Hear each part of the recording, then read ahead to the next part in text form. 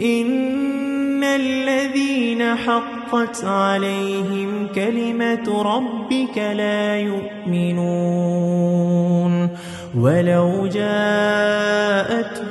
كل آية حتى يروا العذاب الأليم فلولا كانت قرية آمنت فنفعها إيمانها إلا قوم يونس لما آمنوا كشفنا عنهم عذاب الخزي في الحياة الدنيا ومتعناهم إلى حين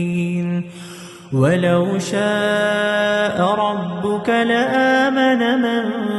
في الأرض كلهم جميعا أفأنت تكره الناس حتى يكونوا مؤمنين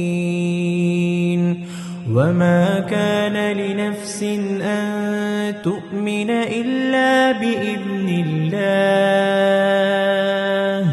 ويجعل الرجس على الذين لا يعقلون